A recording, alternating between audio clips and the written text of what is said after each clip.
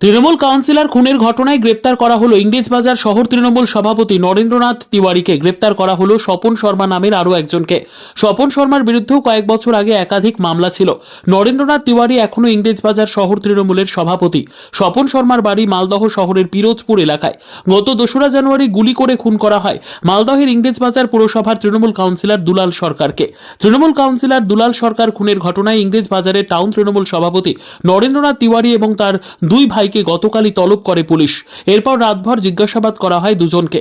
তার দুই ভাই ধীরেন্দ্রনাথ তিওয়ারি এবং অখিলেশ তিওয়ারিকেও গতকাল ইংরেজবাজার থানায় ডেকে পাঠানো হয়। মালদহের পুলিশ সুপার সহ উচ্চপদস্থ আধিকারিকরা 3 জনকে টানা জিজ্ঞাসাবাদ করেন এবং আজ সকালে গ্রেপ্তার করা হয়। স্বপনদা, আপনি তারপরে আছেন? আমার পুরোনো নামটা গেছে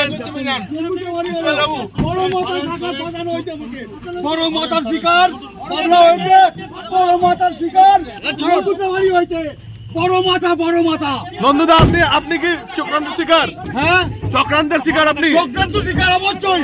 বড় মাতার শিকার, বড় মাতার শিকার, হ্যাঁ, বড় মাতার শিকার বাংলা হয়েছে, বড় মাতার শিকার আমি।